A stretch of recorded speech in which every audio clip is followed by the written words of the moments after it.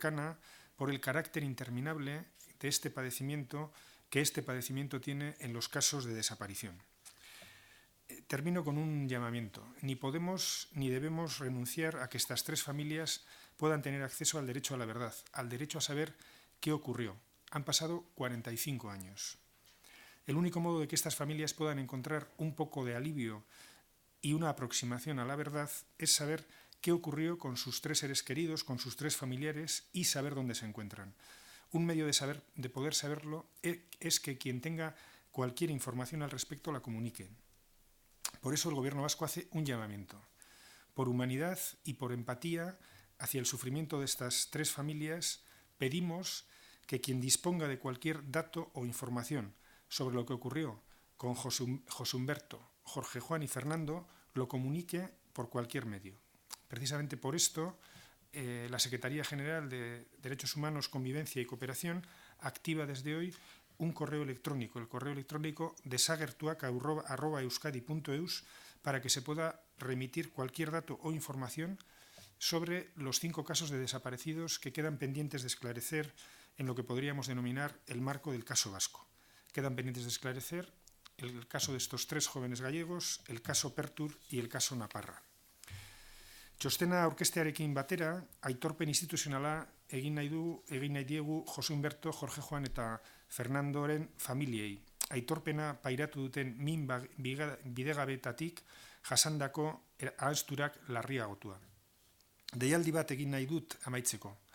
Familia hauen mina apur bat arintzeko eta giara hurbildu daitezen modu bakarra da beren 3 familiartekoekin zer gertatu zen eta non dauden jakitea. Eta hura jakiteko bide bat, informaziorik eduki dezakeenak hori jakinaraztea izango da. Eusko Jaurlaritzak dei egiten du. Gizatasunagatik eta beren familien sufrimenduarekiko empatiagatik, Jose Humberto, Jorge Juan eta Fernandorekin gertatu zenari buruz, edozein datu edo informazio duenari hori jakinaraztea eskatzen diogu. Giza eskubide bizikidetza eta lankidetza idazkaritza nagusiak desagertuak@euskadi.eus elbide elektronikoa aktibatu du euskal kasuan argitu gabe dauden 5 desagertze derrigortuei buruzko edozein datu edo informazioa bidaltzeko. Txostena aurkezteko, hasieran esan dudan bezala, gurekin daude Jon Landa, Euskal Herriko Unibertsitateko Giza Eskubideen eta Botere Publikoen katedrako zuzendaria eta Berta Gaztelumendi taldeko kidea, biak dira txostenaren egileak. Jon. Bueno, egunon,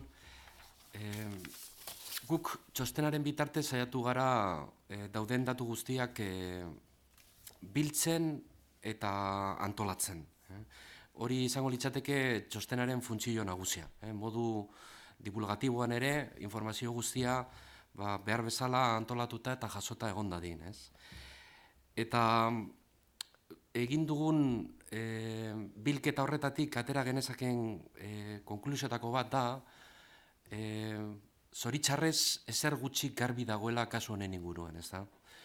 Garbi dago egun ura, edo egun hartan, martxoaren 24an, etxean bazkaldu zutela, gero joan zirela taberna batera kartetan aritzera, eraman egin zutela koñata, Humbertoren koñata lan egiten zuen enpresa aldera, eta gero abiatu omen zirela iparralderantz, mugaz bestaldera, baina handik aurrera ja ez dago ezer garbi. Jakiten da, bazirudien, zineman ematen zuten pelikula bat ikustera joan zirela, joateko asmoa izan zutela, eta handik aurrera gero bildu ditugun datuak, bai sumariotik ateratakoak, bai kazetaritza iturrietatik ateratakoak, informazio desberdina eta aldakorra ematen dute. Bertsillo bat nagusitu eginda, eta atzean egon zitekela,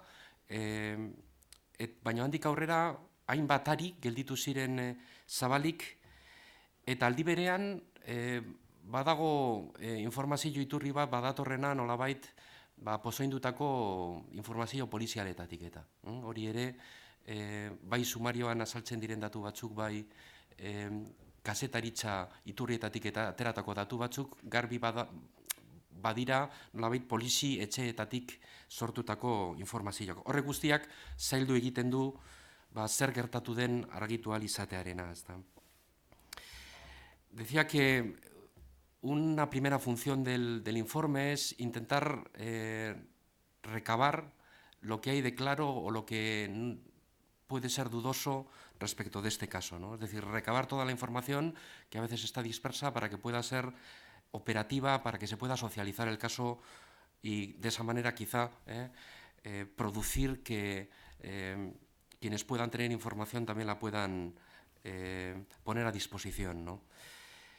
De esa recogida de información, que ha sido básicamente la información del sumario que se abrió en el año 74 y también de las fuentes policiales, está claro que comieron en su casa, que después se fueron a jugar una partida de cartas, que llevaron al cuñado de Humberto a trabajar al sitio donde trabajaba y que se dirigieron en coche hacia Francia, y a partir de ese momento la mayoría de la información es una información que varía desde las fuentes periodísticas y que también se complica porque se ve trufada con distintos hilos de información, alguno de ellos incluso que apunta a la construcción policial de algunos de los datos que se pusieron encima de la mesa, como consta también en el propio sumario, ¿no?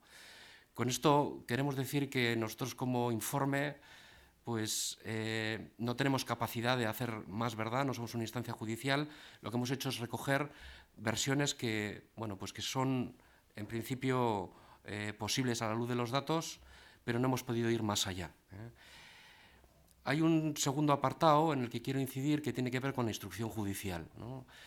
Hemos podido acceder a la instrucción judicial que se llevó a cabo a partir del año 74 por el Juzgado de Instrucción número 3 de San Sebastián, y no hemos podido, sin embargo, acceder a la instrucción que realizó la Audiencia Nacional a partir del año 2005. Entonces, centrándonos en esta primera instrucción, en el informe recogemos todos los datos significativos para que estén a disposición de otros investigadores, para que, si no disponen del sumario, que por lo menos tengan la información crítica a partir de la cual investigar. Pero nos ha llamado poderosamente la atención dos datos que sacamos un poco como conclusiones de ese análisis de la instrucción. Primero, que hay una especie de freno echado por parte del juez instructor a la hora de intentar practicar pruebas. Constantemente las partes, a través de los familiares que quieren saber qué está ocurriendo con los desaparecidos, proponen pruebas muy razonables y el juez es como si tuviera el freno echado, ¿no? Es poderosamente llamativo el hecho de que no quisieran lanzar una comisión rogatoria a Francia, ¿no?, donde teóricamente deben estar los desaparecidos, y sin embargo no hacen ni el esfuerzo de intentar que las autoridades francesas pongan en marcha una investigación judicial. Hubo algo de búsqueda por parte de las instancias policiales, pero nunca hubo una investigación criminal propiamente dicha por parte de la policía y menos por parte de las autoridades judiciales, ¿no? Y luego otro dato, por tanto, un primer dato que es una instrucción en el que parece que el instructor no quiere buscar, ¿no?, aunque las partes le piden actividad, no es proactiva, ¿no? Desde ese punto de vista muy deficiente, pero además luego, de forma sorpresiva, después de un año y pico de actuaciones instructoras, se declara no competente el propio juez y archiva provisionalmente el caso, sin una motivación, ¿no? Por tanto, es un cierre abrupto, sorpresivo y no motivado, ¿no? Y por tanto, la conclusión sería que desde el punto de vista del derecho a tener un juicio justo, pues la actividad judicial fue muy deficiente, tanto por parte de España, pero también por parte de Francia, porque Francia no tendría que haber esperado a que le mandaran una comisión rogatoria, porque de acuerdo a los criterios jurídicos, si se producen elementos de esta gravedad en tu propio suelo territorial, tienes que abrir de oficio una investigación, ¿no? Por tanto, algo que sabemos, pero que hemos constatado, pues hay un déficit claro en la actividad de la justicia. Esaten nuen instrukzio judizialari dagokionez, saiatu garela horri dagokion informazio guztia biltzen. Beraz, sumarioan, bakarrik 74ko sumarioan sartu gara, horren bidea izan dugulako, ez ordea Audientzia Nazionalak 2005-tik aurrera zabaldu zuen sumarioaren kasuan, hor sartu gara eta saiatu gara han dauden datu esanguratsuak biltzen. Baina handik bi konklusio aterat ditugu edo ateratzea badago. Bata, harritzekoa dala, instrukzio barruan da, hainbat aritik eta tiraka etzuela jardun epaileak aldeek eskatu arren. Aldeek eskatu egiten zioten nolabait ikertzeko eta epaileak etzuen biderik ematen. Adibiderik garbilena bada zergatik etzuen kontaktatu Frantziat zeuden autoritateekin nolabait instrukzioari bultzada emateko. Hori batetik, baina bestetik gainera urte eta piku ondoren bat-batean ez kompetentetzat jotzen du bere burua. Eta artxibatu egiten du kasua esan dezagun ezustean eta motivaziorik gabe. Beraz, norberak eta judizio edo epaiketa justo izateko eskubidearen ikuspegitik eta defizita handia badago, eta baita ere ez bakarrik estatu espainiarraren aldetik, baizik eta Frantziaren aldetik ere ze. Frantziak ez zuen zertan itzuin egin behar Espainiak eskatu arte, bere ikerketa judiziala martxan jarri arte. Ez zuen bakarrik eta egin baizik eta nolabait araketa polizial bat, baino ez zuen inoiz ez da Frantzian ere ikerketa ez polizialik ez judizialik martxan jarri. Y para terminar, por tanto, habiendo hecho una especie de recopilatorio de los datos fácticos que hay y también del análisis judicial, bueno, damos como 4 o 5 puntos de recomendaciones, ¿no? Primero, insistir en que esto no es un hecho de pasado. Claro que ocurrió en 1973, pero cuando hay una desaparición, los juristas decimos que se siguen consumando los hechos. No es como cuando alguien que es muy grave lo matan en el pasado o lo lesionan en el pasado. Aquí las consecuencias gravísimas y también de dolor, en este caso para los familiares, siguen abiertas, porque no hay manera de cerrar el ciclo de sufrimiento. Técnicamente, este informe tiene que valer para poner sobre la mesa que esto no es un hecho de pasado, sino de presente, en un momento en el que se es tan sensible ante la sensibilidad, ante las desapariciones, que ocurren de forma inmediata, se dan por desaparecidos y se activa toda una búsqueda y también una sensibilidad social, ¿no? Que quizá no la había en la época, pero que ahora tenemos oportunidad de poner encima de la mesa. Entonces, un primer recordatorio de que esto no es algo de pasado, sino que es algo de presente, ¿no? Un segundo punto, urgir, ¿no?, como ya han hecho las instituciones, a que este tema se tome en serio y que no se dé por perdida esta causa. Aunque hayan pasado muchos años, yo creo que institucionalmente tiene que haber tensión para poner sobre la mesa que este caso sigue abierto, que se está a disposición de que información abra nuevas vías, por lo menos para saber qué ocurrió, porque eso daría al menos sosiego psicológico a los familiares.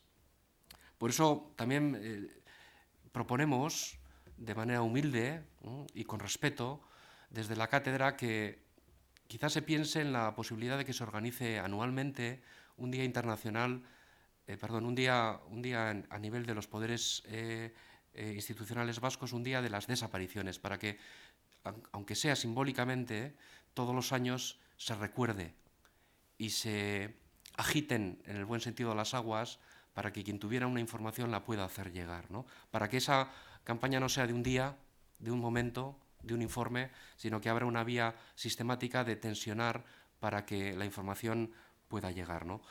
Precisamente un 24 de marzo, en el año 2010, las Naciones Unidas declararon un día como hoy el Día del Derecho a la Verdad, en relación con las graves violaciones de derechos humanos y de la dignidad de las víctimas. Quizá podría ser ese el día, ¿no?, en el que todos los años recordemos quiénes están desaparecidos y hagamos un llamamiento para que quien sepa algo de ello lo diga, ¿no? Y un último apunte. Ha dicho el secretario general de Derechos Humanos del Gobierno vasco que se va a depositar en Gogora.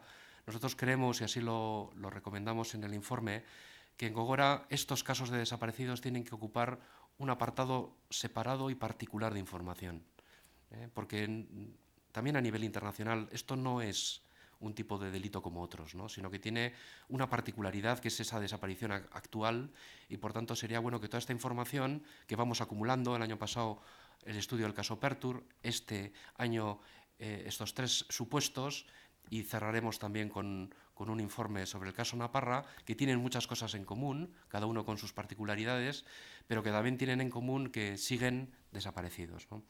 Orduan, bukatzen dut esaten txostenak eraman gaituela azpimarratzera hau ez dela iraganeko kontu bat, bizirik dagoen kasu bat dela, eta bizirik dago juristok esaten dugun bezala zuzenbide kontrakotasuna, hau da, bere garaian jarri zen egitatik justu haindik ere bizirik dagoela, eta bizirik dago nolabait zirkulu psikologikoa zenitartekoek itxi ezin dutelako, eta orduan hori ez da iraganeko zerbait bada gaurkoa, eta txosten honek balio behar du hori ikustarazteko.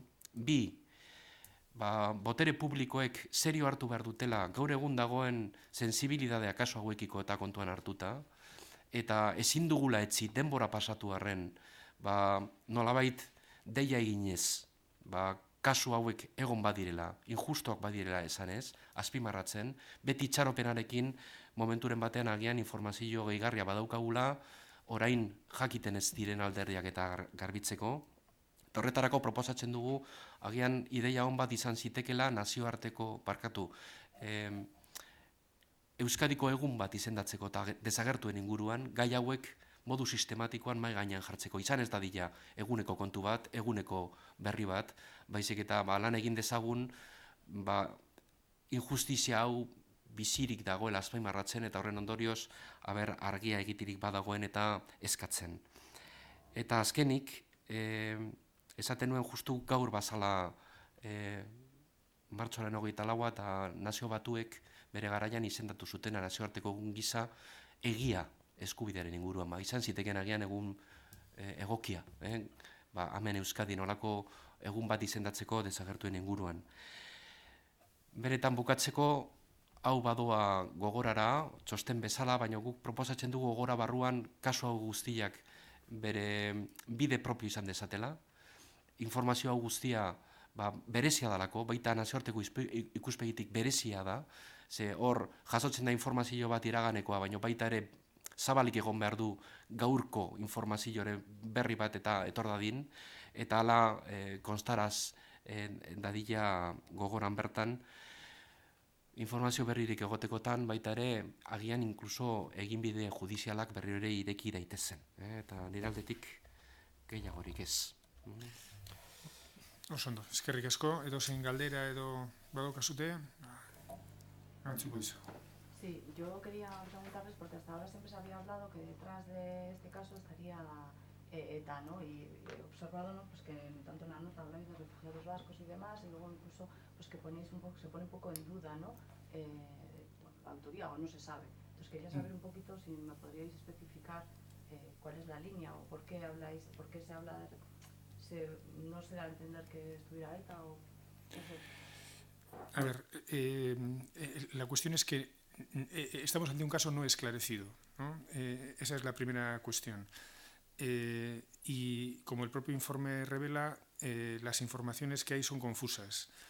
Pero también es verdad que hay una hipótesis, digamos, que acumula más indicios, más informaciones, sobre todo al principio, y es la que sitúa la autoría de esta desaparición bien en torno a ETA, bien en torno a un grupo de refugiados vascos que se hubieran encontrado con estas 3 personas en una taberna en alguna localidad de Iparralde. Ocurre que eso judicialmente no ha llegado a aprobarse. Entonces, desde la parte que nos corresponde, no negamos nada. Simplemente lo que estamos haciendo es exponer lo que existe, ¿no? Pero también hay que tener en cuenta que lo estamos presentando aquí, lo estamos presentando desde la Secretaría General de Derechos Humanos, Convivencia y Cooperación en el marco de la memoria reciente. Por lo tanto, consideramos que este tema algo tiene que ver con la violencia de motivación política, ¿no? Pero sin embargo, no podemos, digamos, afirmar taxativamente lo que hasta el momento no han confirmado los tribunales, ¿no? Yo quisiera quizá añadir, ¿no?, que la Secretaría General a la universidad nos hace un encargo y nosotros tenemos que trabajar con una metodología académica. Bien es cierto que el informe pretende ser divulgativo, no es un informe de investigación para eruditos, y luego tiene una función clara, dirigida a que, si es posible con este informe socializar el caso, ponerlo encima de la mesa y que mejore la situación en el sentido de que pudiéramos saber más qué ocurrió para que se alivie el dolor de las víctimas. Ese es el foco